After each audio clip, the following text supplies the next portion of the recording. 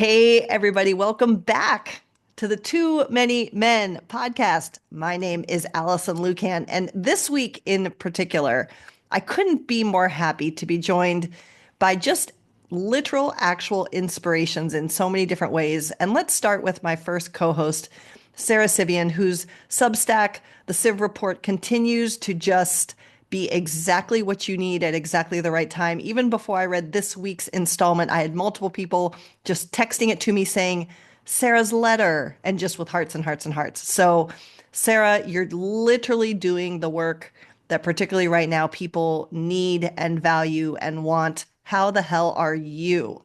Oh, thank you so much, Allison. I know I've succeeded when you reach out to me about like an article, and then I'm like, wow, Allison Lucan, the Allison Lucan's reading my articles. I have to be on my best behavior. But I just, yeah, when I write things like that, sometimes I just wonder, like, what am I feeling? How can I make myself feel less alone? Because I'm sure other people are feeling the same way. So it was short and got to the point because I'm sure everyone is reading everything this week. So glad it resonated with people. And if we didn't have inspiration in words already, we have inspirations in fashion. Our incredible Shayna Goldman continues to take re-upcycling things to a whole new level. If you haven't seen her latest venture, which is the fanny packs that literal actual NHL players are commenting on how cool they are. And folks, if you're using up the rest of old pieces of clothing, it's a good thing. Stop finding everything to complain about. They are gorgeous. I can't wait to buy one. Shayna Goldman, say hi. Hi. Yeah, I love the complaints about it. Like, not to go on a rant because I already did that. Our Miko Rantanen of the week. These are like there is so much fashion waste in the world. I think people need to look up what happens at donation centers and at thrift stores when there is overflow and how it just goes everywhere. And like NHL jerseys do contribute to that. And also like people sell children's jerseys on like eBay and Depop all the time because their kids grow out of it and that does not have that much use. You can make it into something or a jersey that the logo is peeling off or something. Like there are ways to make new things. So that is what we're trying to do. And we have a new drop coming this weekend. So keep your eyes peeled for Four Nations gear. Ooh, you heard it Let's go. here first, my friends. All right. We have so much to discuss. Sara, please tell us what time it is. It's time for Bido News. What's the status on the special effects?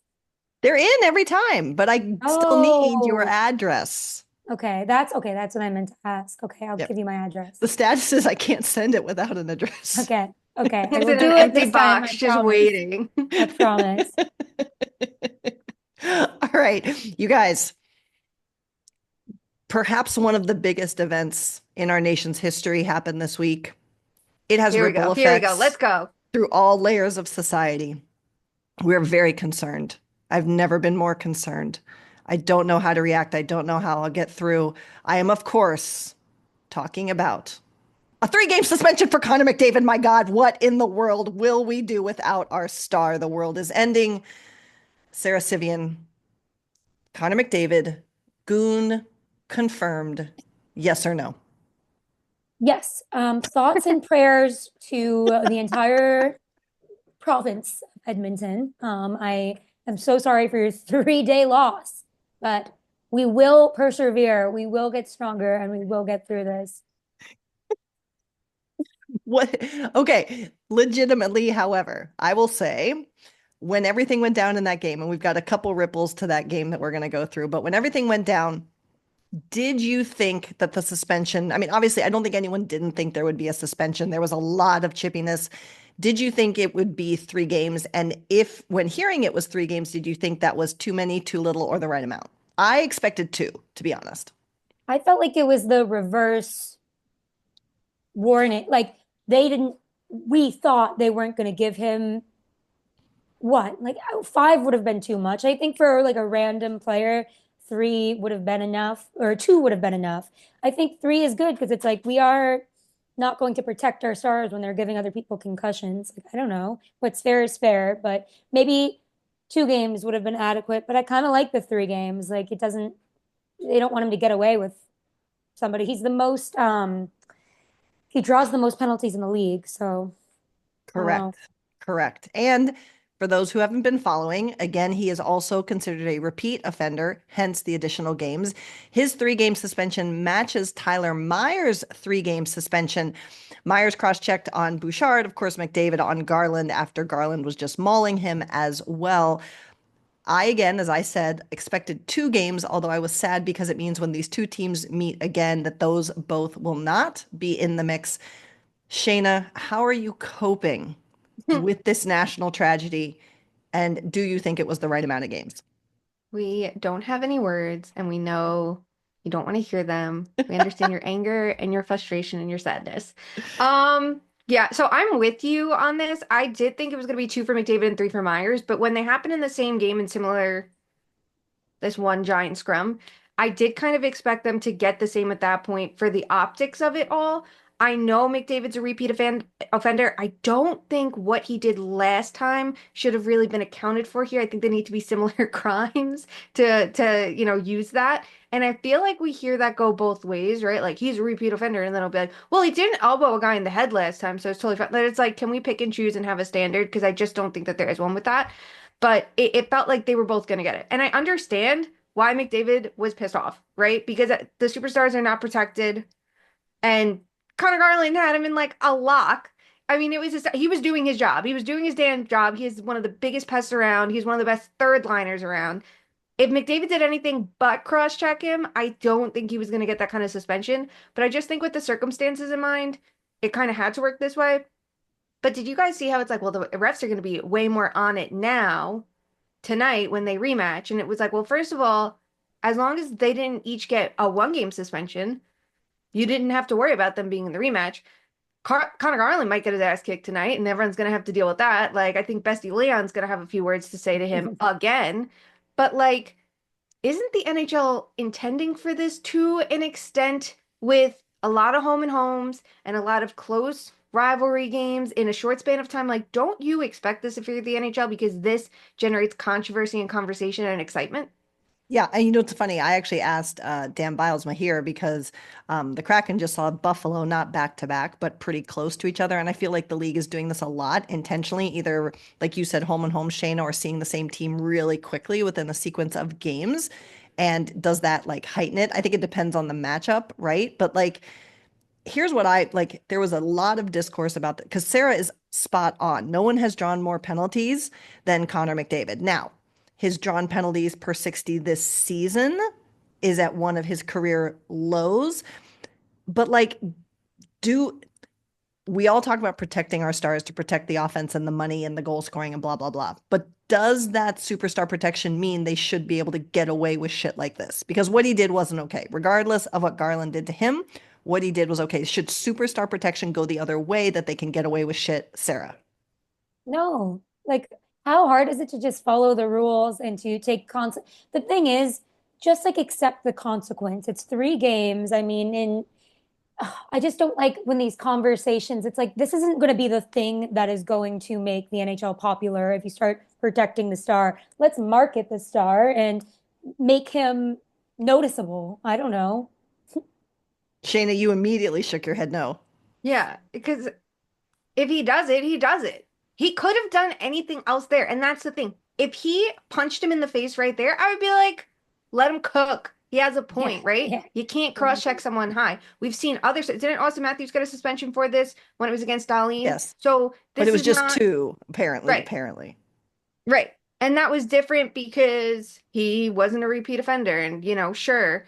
But like, you can't have it both ways. If a star player does it, a star player gets suspended. That adds to the drama. That's not a bad thing. I think everyone around it has made it a bigger circus, and Connor McDavid is the only one kind of settling things down when he's the one person that should be pissed, right? If I'm Connor McDavid and I'm in the media and you're getting asked about it, I'd be like, oh, Connor Garland is an asshole, would be my answer, and be like, it happened, it's over, we're moving on. And I think that would be like a fine response. I think we'd all be like, go off, Connor. But it's like the media circus around it on both sides of it. It couldn't happen with 2 better media markets, right? Because the drama of the Canucks side just dunking on the Oilers side and the Oilers side making it so much worse. And the public statement just Oh, please. drove it into the ground.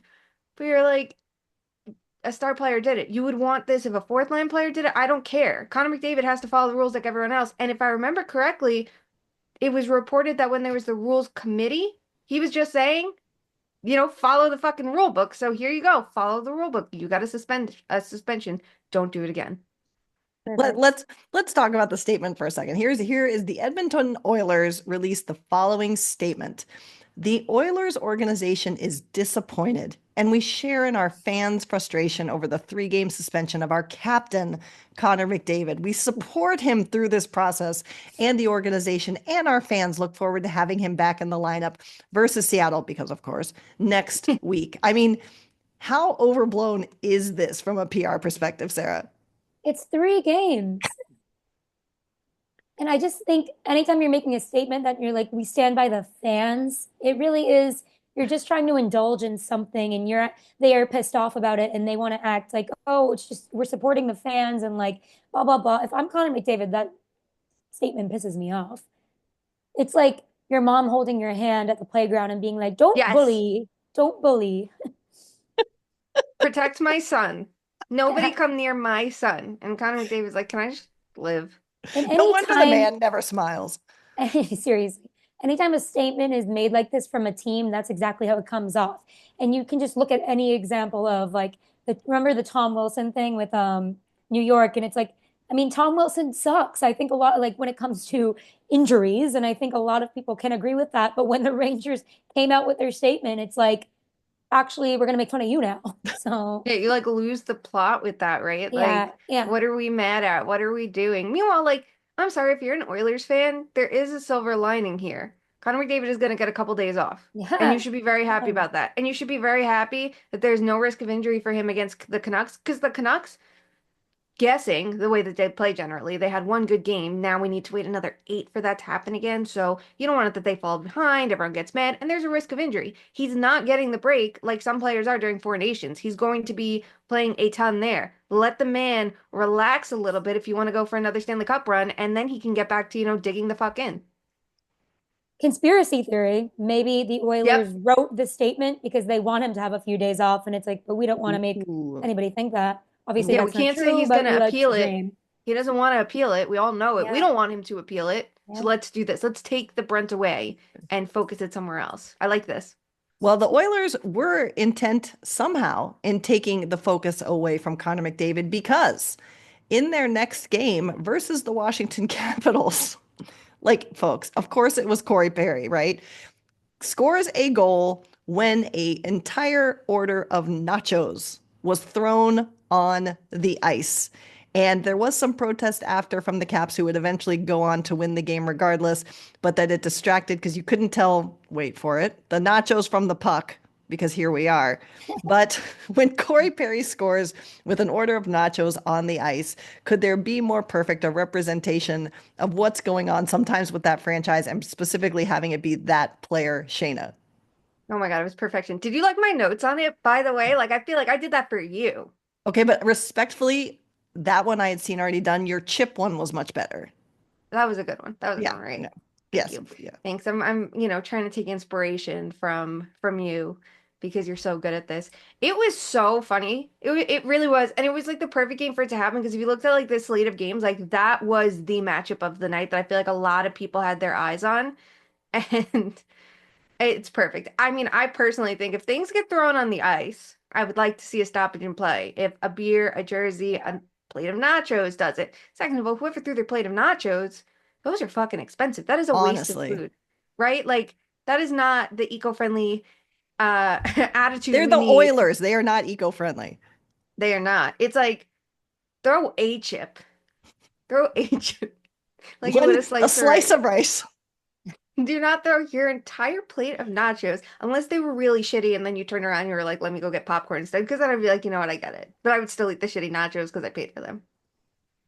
Sarah, the bigger crime, Corey Perry scoring a goal in the NHL or a fan throwing a $20 plate of nachos onto the ice? The entire course of events. But of course, the Caps have like the best quotes of it ever, which is why I continue to love that team. So I'm going to focus on them. I'm curious how much this plate of nacho costs. I'm like I looked it up, fully loaded nachos, and it tells me where to buy them, but not how much. And I'm very disappointed in that. Like I want prices. I want to know This is a how very good much. point. Do arenas should put menus with prices on their websites. This is a very good point by you. I don't think Yeah. that happens enough. No, it doesn't. Interesting. And then like when there are games like I think it was a college football game the other day, like the menu was posted online and it was like you could get all this food for $30. And it's like I like to see that because even the other day, we got offered tickets to go to a game and like I was telling Rich to go with one of our friends and I'm like, listen, he's like, I don't know if I want to spend the money. I'm like, well, if the tickets are free, like a beer, this, and you're Right. counting in your head how much it is, but like it helps to know. So you overestimate it so that you're, underwhelmed and you go and you're like, oh, a beer, it's only $15, not 20. God, here we But are. I'm going to look this up because keep going. I'll Okay, I'll okay. I'll circle back. The Okay. people's savior. One more bit of news out of the Edmonton area, and they seem to be campaigning to be America's team again with all this happening. But Klingberg has decided upon a team. He is with the Oilers. I think he's had one practice so far coming back from his hip surgery. Sara, does this move the needle for you at all? Yeah, I think it's important to stock up on all types of defensemen when you're a team that so specifically has a defensive need. I think this, as we've discussed before, just like players rehabilitating more than they used to and coming back after half a season can be really beneficial to the player. So I'm excited to see what he's going to do now that there's like top-notch recovery and training everywhere. So I'm excited to see what this does for the Oilers. And somehow, some way, we are able to move on from Edmonton. We will circle back with them, I'm sure. Who knows? They might need their own segment eventually as well. But we're going to switch topics quite significantly. And Shane, I'm going to pull you away from your diligent nacho pricing research because I we can't need you on fucking this one. find it. I don't think you're going to be able to. And that's not a comment on your abilities. I don't think it's I'll public. tweet it too. I Okay, think but you should carry on. just tweet and ask an Yeah. Edmonton fan to tell you how much the nachos were. Not right Okay. now. Make a note because you have to talk to us now and say I'm gonna smart talk. I'm things. gonna talk. Okay. Okay. Hit Okay. me. Oh, I know where we're going. Yes, you do. Okay. So, as you all know, or if you don't know, it's time for you to know, is that Shayna, in addition to being the expert on the women's side of the game, she is also our expert when it comes to the financial side of the game. And there was an announcement, God, it feels like eons ago, that Escrow has been canceled for players for the rest of this year. This seems to be a good sign, particularly hinting at continued increases in the cap. There's rumblings that the cap not only will be announced as going up for next year, but for the next couple years as a CBA renegotiation is looming. And my God, could we have peace? Who's to say? Shayna, can you tell us who don't all understand what escrow is and why this is significant, please? So, escrow is a mechanism to ensure that there is balance to match the revenue sharing that the NHL and the players have, right? So it's a 50-50 split right now. Um, when teams are generally near the cap ceiling, oftentimes they owe money back to the NHL to balance out the revenues. When teams are generally lower, then the NHL would have to send escrow back to the players to keep that balance. It's all based on HRR projections at the beginning of the HR year, is. hockey related revenue. Um, so those projections are what's used, and then whether the NHL exceeds them or doesn't, that is what decides everything. And generally speaking, I feel like the NHL puts way too high of projections that they generally don't match. So is it a shitty system and the players hate it? Yes. But is it necessary based on how things are? Yes. So players get a chunk taken out of their salary, out of their, I think it's each quarter, and then it gets returned to them or, gets sent to the NHL to balance things out. But apparently, the NHL undersold what they projected the revenue to be for this year for a change, and revenues have exceeded that. So now it seems like it would either balance out completely and then escrow would be canceled so the players don't owe money back, which is a good thing for everyone. It makes everyone a little bit happier. And I think that'll kind of be what smooths the path to having the conversations about the rising cap for the next couple years, which I'm sure teams want to have that information leading up to the deadline because you want to know how you're going to spend on not just rentals, right? Because you're considering are we looking at this guy someone we could extend in the summer or a multi-year player? Like how do you handle that? Like it helps to have that information sooner than later. Sarah, I feel like every time there's big labor versus league discussions around the NHL, it's always, oh God, here we go again. And it's always combative, and we're always bracing ourselves and always asking, here comes the next lockout, right? But this all seems really positive. Do you have a feel on kind of the energy around this side of the business operations when it comes to the NHL? I'm just always thinking about Marty Walsh now, the new NHLPA head. He's a labor expert and was formerly in politics in Massachusetts. So just knowing how it all works, it's like before they had people that are very involved in hockey that, you know what, like I don't know the extent of their labor information, but it's not primarily labor people. So I think it's a good thing if there's heads butting or if there's kind of a fear in Gary Bettman that, oh God, this guy actually knows what he's talking about and is going to like explain it to the players like they're five. So I think there's a little bit of that going on here, and it's going to be ultimately good for the players.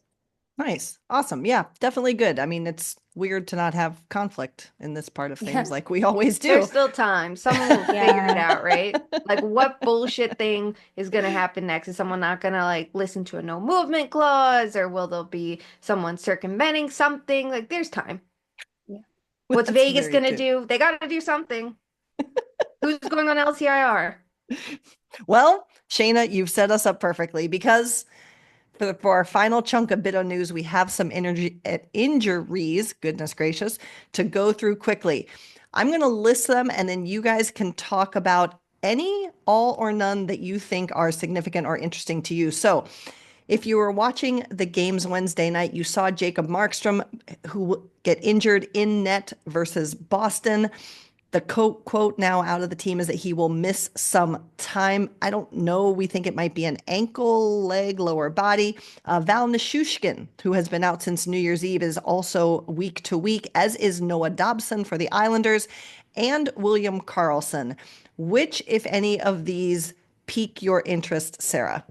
Oh, Jacob Markstrom. I watched that yesterday and I was like, sorry, I have to charge my laptop. Getting a view of my ceiling. Okay, Jacob Markstrom. I watched that last night. That looked pretty bad. The way he was really, really struggling to get up and could not put any weight whatsoever on his leg.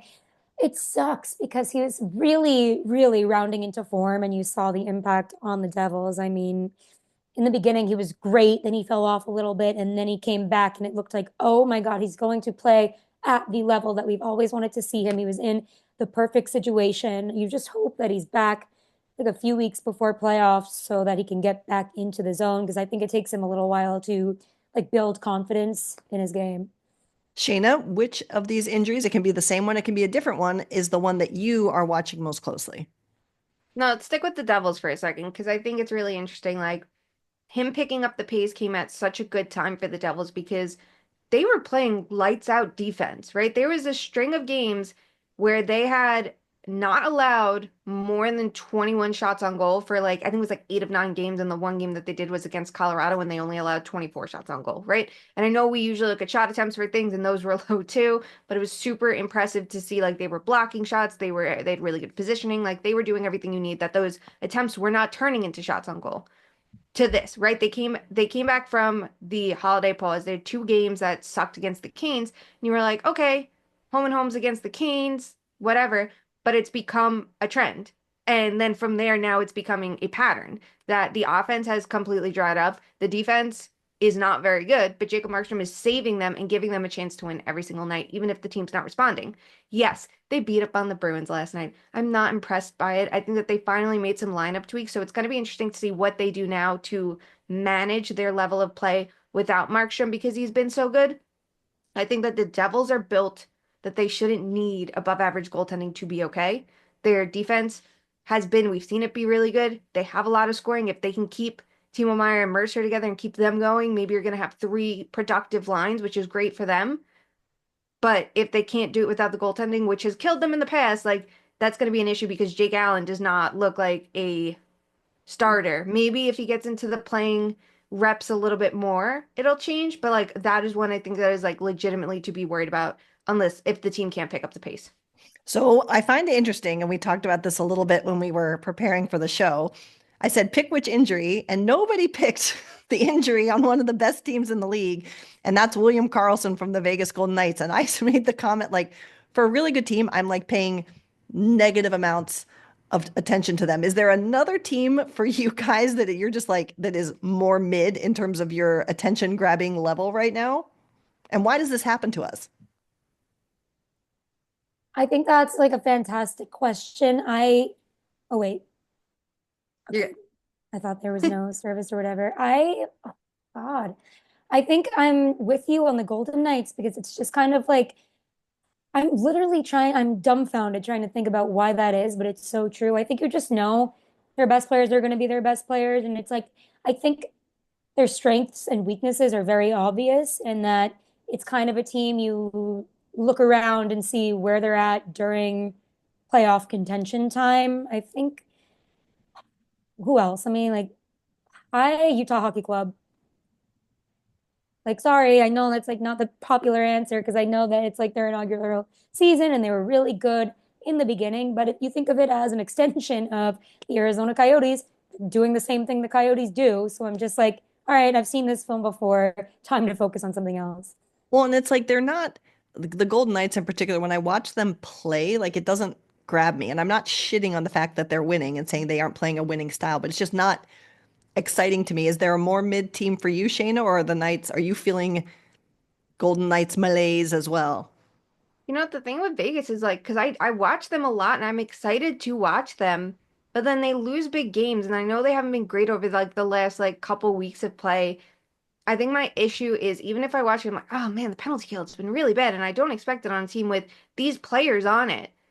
I just look at them and I'm like, they're gonna be fine. And that's my attitude about it. They're gonna be fine. And I feel that way even about the Canes. The Canes have not been good Yeah. over the last month Yeah. on either end of the like Um, I'm very underwhelmed in like 10 different categories and I'm like they'll figure it out. They'll be fine. I feel like that's like my attitude about it. If there's one team I'm trying to think that I'm like so checked out on right now, Sheena, would you say the Canes are on their Donald Trump shit?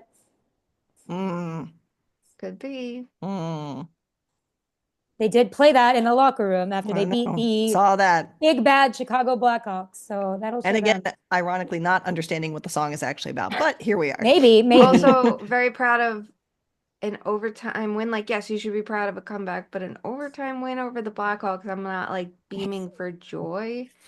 Um, I would say the Penguins are another one where it's like, that's what I was let's be for thinking. real. See, I Yeah. feel like I am paying attention to them though, because like they still bring the drama, right? Like Tristan Jari, like the Sidney Crosby of it all, like, and then Malkin gets rings stolen, but not really, just kidding. Like they're trying. They're at least trying to be relevant.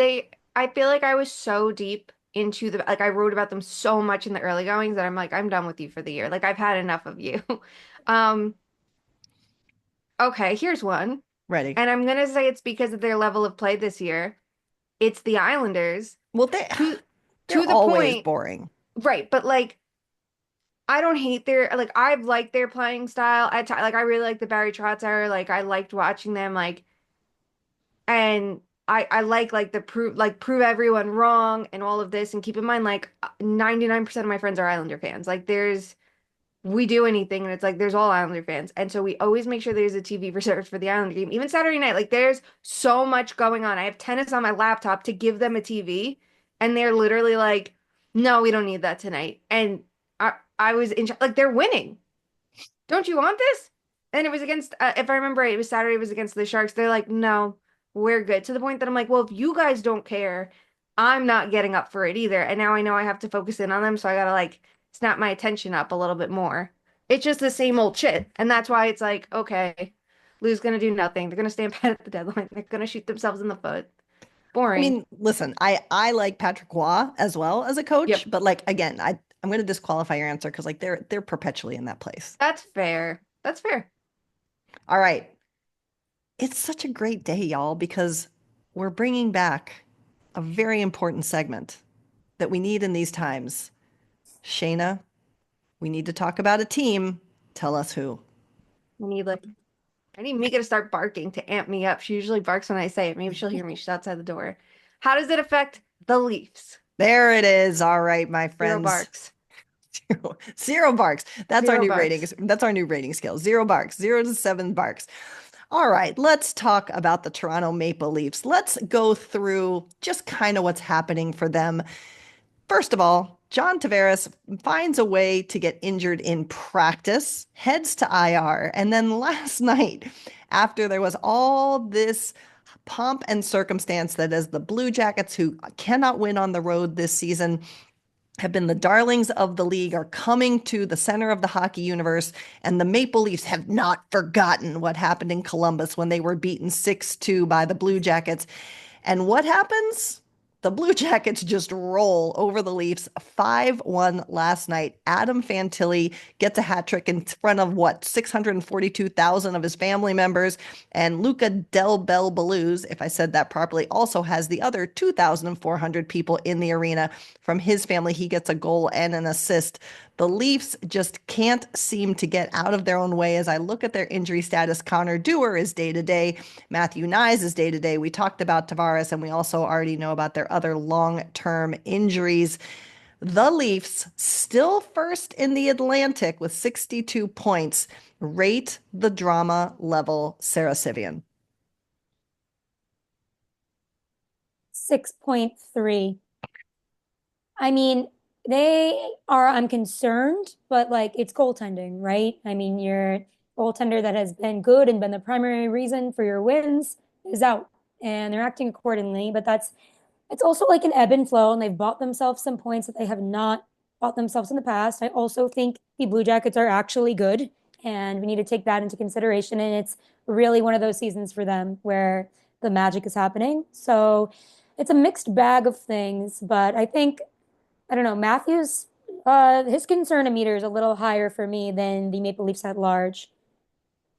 And that's because Not stepping up when he would in the past, when it didn't matter though in the past, because that was kind of like, I don't know, they're in this reverse bizarro world where it's like their defense is really good. And I mean, they've had some injuries too that like, okay, better to get injured now than later. But it's like you'd hope that Matthews could pitch in a little bit more when he's needed less, but it's kind of like an all systems go or not right now. And they got to figure that out.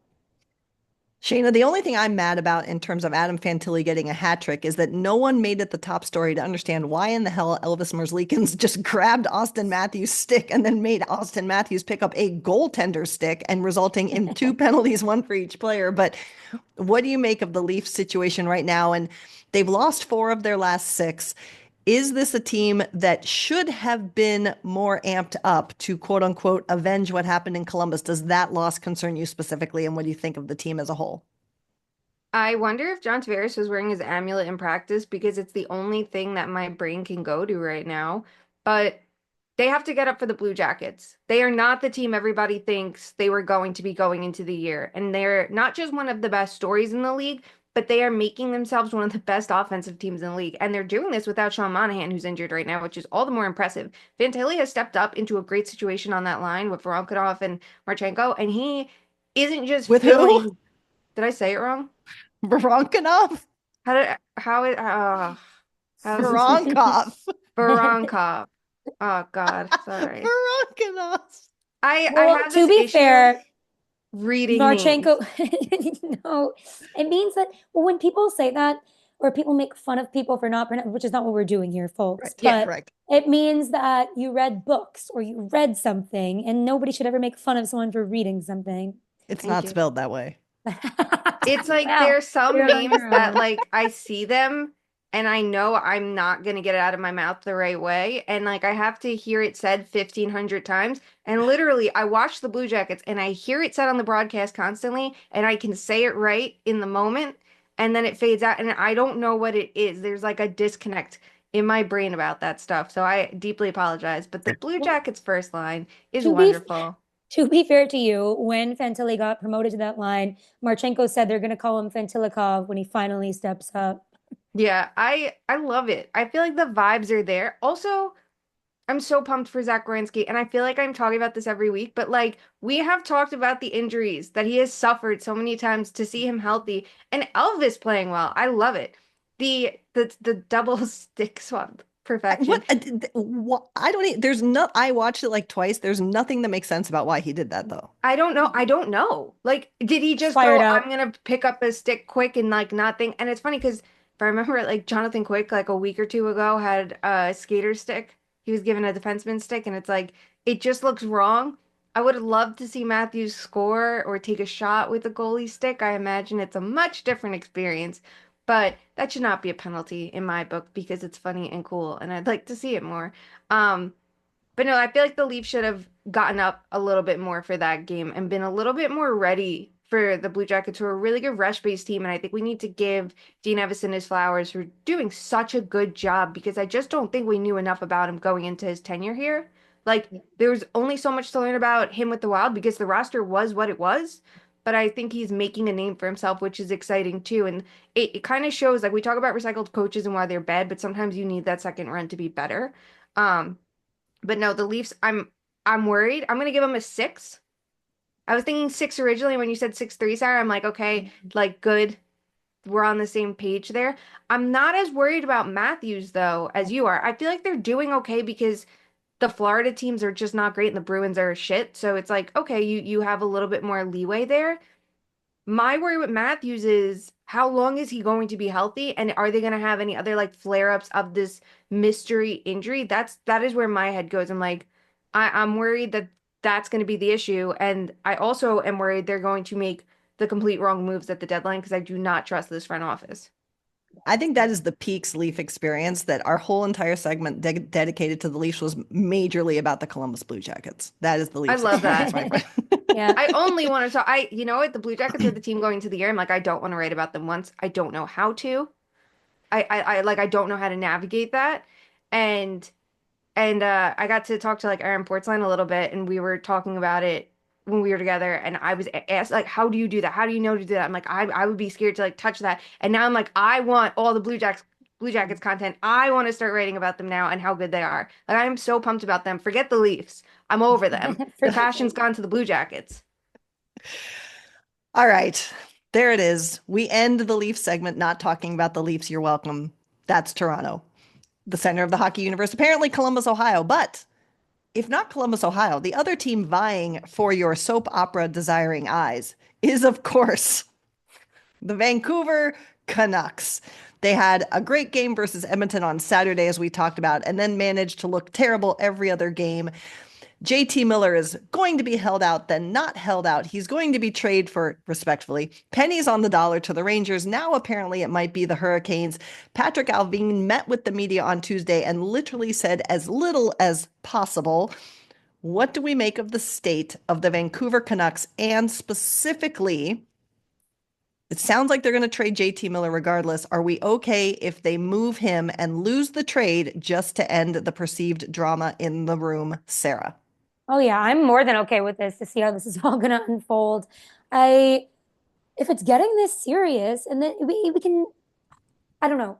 I think about it. Look, we so rarely do we have an opportunity to see the impact of things that aren't like on the score sheet when it comes to players, and like what if that, what if this is obviously so clearly a situation where it's two players aren't getting along and it's negatively impacting the locker room. So we will actually get to see some type of tangible impact on that if they trade him, that we wouldn't normally be able to see so clearly. Because I'm sure, I mean, there's locker room personality trades that happen often, but they're not really as confirmed or as mainstream or explicit as this. So I'm excited to see what happens. It really does seem like both of these players are having a pretty bad season, and I'm curious to see. I mean, they barely have leverage, but at the same time, they could take some um, money from back their way and really clear up some space and get maybe some defense. They could even like flip for a trade and get a good defender. Shayna, the JT Miller experience again seems to be coming to an end.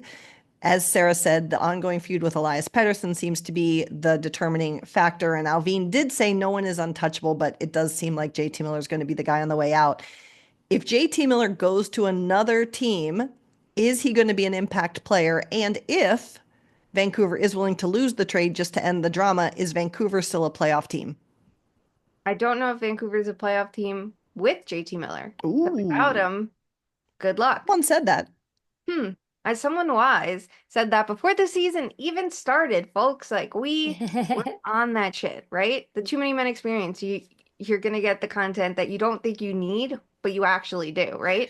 Um, yeah, I'm very torn on this one because I do think if you're Vancouver, you're losing this trade almost no matter what Hmm. or when you make it, right? Because you are technically losing the better team. If you make it in season, you are losing this trade because teams do not have the time to clear cap to make that happen. The cap is rising this summer. They're gonna have a better picture for the next 3 years potentially. That is the time to do it and not jump through as many hoops and then open the door to more teams potentially being involved because your options are limited because you need Miller to agree to wherever you're sending him.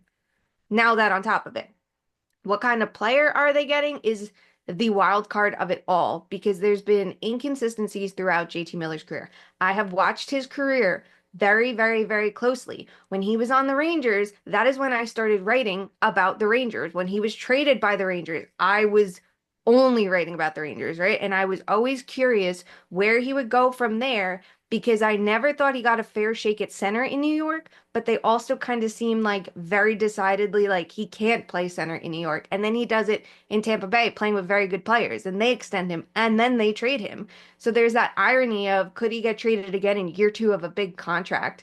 But there's a couple of versions of him, and it's one that every time we do player tiers, he's the player we have to talk about the most when we talk to different people around the league to get their opinion on whether they're sold on him yet. And the answer generally is no, even after last year, right? Like, here he is there enough substance? And even last year, it's like a tale of two seasons. The beginning of the year, it's the shooting percentage, it's all the flash, it's the power play versus the second half. Here's a center. We don't have to play center anymore. Play on the wing and you'll be fine. And he's like, fuck you, I'm going to be the best 2C you can have, and he was shutting down top opponents. And now it's tough too because this year you look at it, his underlying numbers are not that bad. Defensively, he doesn't look that bad. He has, I think, at the last I checked was 2 games ago, and he had a 52% expected goal rate, and none of his numbers were standing out that horrifically. But when you watch him, you see these lackadaisical defensive breakdowns all the time where he needs to be the guy stepping up. And you see Quinn Hughes carrying that 5-man unit instead of Miller when he's the center, and that is literally his job. So it's a bit of a wild card what you're getting, and it really depends on the acquiring team. If you're Canes or the Stars, you need more players with that flash and pop that he can bring and that energy and the substance. They have enough guys for it. You bring him to a team like New York, though, that already struggles at 5-on-5. Can they mask his weaknesses? I'm not as sure. It will be interesting for sure to see what happens both to the player and to the Canucks once, as we assume, the player is gone. One team that we don't necessarily know how to feel about, so let's talk about them, is the Colorado Avalanche. If you remember how their season started abysmally, mainly due to goaltending, you would say it's a good thing that they're holding down a wild card spot. However, if you're the Colorado Avalanche and you look at the talent on their roster, you might think it's a bad thing. They currently hold the first wild card in the West with 58 points. However, they have lost 4 of their last 6. We talked about them being without Val Nichushkin already, and now noise is starting to surround the fact that Mikko Rantanen, of course, is still not signed. He'll be a UFA at the end of this season. Sara, I personally think that even if Rantanen isn't signed, this is a team with what they want to do this season. They're certainly going to keep him regardless, unless they lose every single game between now and the deadline. But what do you make of the Avs right now? Contender or pretender? Yeah, contender. But I saw the chatter about Rantanen today. I'm like, are you kidding? They might just be throwing that out there and seeing if it sticks. That's one of the things now we have to start playing mind games with the insiders and things of that nature. But it's just insane to me if they just let him go. I mean, what would be the point? You want to keep him because you want to keep him for long term. So why wouldn't you keep him while trying to optimize your roster, especially when he's a perennial 100 plus point getter? But no, like you can't think about that, especially with Nathan MacKinnon going off the way he is at the moment. Yeah, obviously Nichushkin being out, he's one of the prime secondary players, prime secondary players where that's a contender type team. So I think that has a huge impact. I also think some of the I was watching the one against the Wild and it was like Mackenzie Blackwood was going off. He had an amazing game and there was like they got to stop the penalties. They keep getting a lot of penalties right now. They got to just like tighten it up with a little more discipline. I think that's obviously like easy stuff and fixable stuff. So I think they're fine. Shayna, what do you make of how the Avs are playing? Again, rough stretch here, and you obviously want to see a team with talent like this being on the upswing since we all thought that goaltending was the major issue at the start. When they fixed their goalie situation. Because I think you saw before that just how good they were, the way they were trying to claw back in games. And it's like, well, you're not necessarily, you could do that against the Sabres, but not the Stars. And you're going to come close, but just fall short. You have to solidify that. And they did. And I love the way they did it, right? I think Blackwood is the perfect fit for them. He's been great, but the injuries are concerning because it's like they lost Sam Girard. You saw how important he was. And Nichushkin's out. And I feel like it's dragging down guys like Casey Middlestat was so good there last year after the deadline, and he's been so bad this year. And there's like so many ways he's been like the playmaking is whatever, but like he's not as good in transition. He's not shooting the puck as much. He's not generating as many scoring chances. He's not driving a line. And it's like, well, you kind of knew it was going to be rough to start the season, right? Because Lehkonen was out, Nichushkin was out. So you're like, okay, he's going to be a little exposed on the second line, but he picked up the pace playing with power play one and jumping up to the top line a bit. But now it's like, okay, when they got healthier, it hasn't done enough, I think, to unlock him. And I know against the Stars they played him with Jonathan Drouin and Lehkonen, and he had one of his best games of the season. You're like, that makes sense, right? Here he is playing with like actual people. But I'm a little worried about that in the long term because they're going to be without Nichushkin. Like you would have hoped that second line was a little more solid. So I look at them and I legitimately think at their best, the way McKinnon and Rantanen and Makar are playing and Blackwood, they are one of the best teams in the league. They are one of the scariest teams in the league to me. And I think in the playoffs, they have that switch that they can flip to just be even better than what they've been in the regular season. And I honestly God think that, but I am legit worried about the middle six right now. Like that is the one thing that stands out to me that I'm like, you have to prepare better for injuries in any way you can, and you need to find some reinforcements because you can't have it that it's McKinnon and everybody else. And I know they split McKinnon and Rantanen the other day, right? Rantanen played center, and that's one way, but that's not the ideal way. All right, let's talk about one more team before we wrap this up, and that is the aforementioned. We joked about them a little bit earlier, but that's the Pittsburgh Penguins. They currently sit 4 points out of a playoff spot. They have the core that they have. They've had the goaltending issues they've had. They seem to be forgettable for a lot of reasons, but Josh Yohe reporting earlier this week that he is hearing that as far as the trade deadline goes, there isn't going to be, and I'm using his words, a quote, fire sale, but there will be trades. Now, usually we would say, obviously, this is a team that can't sustain around an aging core and just protect them and move the pieces that aren't going to be enough of a difference maker to rebuild. But now we look at the Caps and how they've rebounded so nicely this year when they were protecting Alex Ovechkin, and that seemed to be a lost cause last year. Regardless of what the Penguins say they're going to do, Sara, should they be tearing it all down? Is it time? Well, they kind of already played their hand with Jake Gensel last year, and now that, I mean, I didn't think that was that successful of a trade, but I understand like I Dubas's plan is to kind of start the retool with like grace, going with grace. But who the hell are you gonna do a wholesale fire sale with? You know what I mean? It's like you're not trading Crosby, you're not trading Malkin, you're not trading Letang, you're not getting Carlson off your hands. Who's it gonna be? You get Pettersson, that's like there will be trades. That's Pettersson. There's like three other people maybe they could trade, and it's not to get like an adequate return. So yeah, probably getting ahead of that story. Shayna, should they be trying to tear it all down? Wait, before I answer that, Yes. someone did respond and Oh, said around $18. Don't know if that's Canada or US. I'm trying to find out, but we are getting slowly getting updates. thank you, Well, boots on the ground. We appreciate the real-time updates. yeah, so That's keep those good. answers coming, Good job, please. Shayna. I'm proud of you. Okay, so Pittsburgh, it's easy to say this in hindsight. I know that. They should have started this sooner and they would have been better by now. Um, I think that I'm gonna put a lot of this on ownership, not to absolve Bestie Kyle. They should have never ever let the prior management group run the last deadline that they did. They created so many problems that Dubas had to come in and solve, that took up time that should have been used for a little bit more of a proactive approach. Acquiring Mikael Granlund was the prime example of something not to do. The contracts they gave out, like that was mistake number one. I think that Dubas should have come into that and not just fixed it, started retooling then, so maybe they could have been good by now. But I don't, that's the one thing I don't understand. And I feel like they dug their heels in with deals that they're like inescapable, right?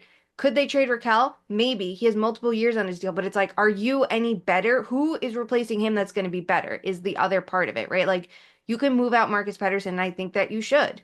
No matter what, at this point, you have to. But like what are you bringing back? Like I don't think the prospect pool is strong enough. I don't think that there's so many things that they're going to have to fight their way out of. The Jari deal was terrible, and I understood like there weren't that many goalies on the market and they had no choice, but that was a huge deal that just should have never been given out. It should have been way shorter. So it's just like it's spiraled into a bigger mess than it has to be, and now it's going to be that much harder to dig their way out of. I think the only untouchable should be Sidney Crosby. I understand the fun of Malkin and Letang still, but it's like maybe all three shouldn't have been extended because they knew the later years of those contracts were all gonna suck. But it's tough because even the little low key moves like getting Tomasino and getting those, you know, up and coming reclamation projects, that's great to have, but you need more than that. So I think that they have to take not a full blown fire sale, but try to be as aggressive as possible with whatever they can be and then reassess in the summer what the direction should be based on how you do at the deadline. Okay, just a quick yes or no, no explanation needed. Sarah, does Sidney Crosby retire a Penguin without Yes. playing on another team? Okay. Yes. Shayna? Yes. Okay, there we go. What do you think? I think yes, but I also think that's actually probably going to be the wrong move because I think it's going to end with not winning teams. Yeah. All right. It is time to wrap this episode with everyone's favorite game except Steven's, and that is Fuck, Marry, Kill. Steven, this is when you put it on mute and let the episode play out. Thank you for the listen. We know you do. Poor thing, he's actually here listening to just one side of this, so he's probably not going to listen again, and now he's annoyed that I'm talking about him. But, Shayna, it's everyone's favorite game. Fuck, Marry, Kill. And as is tradition, you are first. And as the number one topic in the Western Conference, the Eastern Conference, the whole of North America, after, of course, the Connor McDavid goon abuse, it is trade destinations for JT Miller. Are you ready? Wait, can I? Oh, yes, but can I ask a question? I don't know. How Can do you? we? Mhm. Okay. How do we want to preface this as? Are these the teams like we think should be acquiring him, or is this the best return for Vancouver? Like what, or just this is what we want to see This is happen? where we think he will go. Okay. It could be for whatever, where he will go. Okay. Okay. Sarah, are you ready? I'll give you your options. Yes. Okay. Carolina, New Jersey, New York Rangers. Go ahead.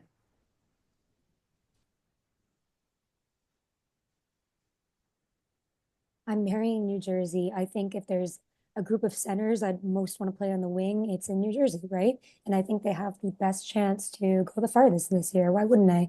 I'm gonna fuck the Hurricanes. I think they could always use center depth when your third line center is Jordan Stahl, and you can always use an extra winger on there. I mean, they needed to replace Jake Gensel, but I worry about someone like Miller's kind of attitude in the locker room with the younger kids. And then I am going to kill the Rangers. I mean, I think we've seen this film before. I think they've turned down things already, and I wouldn't want to go there if I'm him. So That was one of your best answers ever. Very thorough and impressive. Shayna, your turn. Okay, so mine are actually exactly the same. Um, I know the Rangers are the one that's most publicly out there. And I almost wonder sometimes if some of the Carolina, New Jersey reporting is to put pressure on the Rangers who lost out on, someone like Jake Gensel to Carolina and who, are constantly measuring themselves up to the Devils.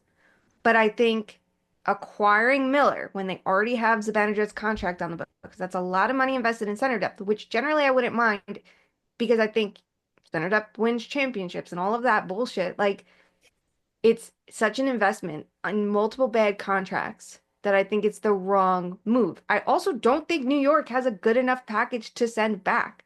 I think Filipino's a great player. I think Ryan Lindgren will bounce back somewhere else as long as his body can handle it. I don't think that's a good enough return for Vancouver. So I have to kill them. I'm going to fuck the Hurricanes because the Hurricanes have all the substance in the world. If they could get Miller and play him to his strengths, even if he's not the perfect 5-on-5 player, that's fine. I think he's exactly what they need because it goes against the grain of what they have. If they can get out Kokoniemi's contract in the process, go off because I think he is not an adequate 2C. And I also think you don't need to play him in shutdown minutes there because Aho and Stahl can handle that one. Like, I think he would provide a lot of balance to the lineup that needs it. So I actually think that would be really good for them.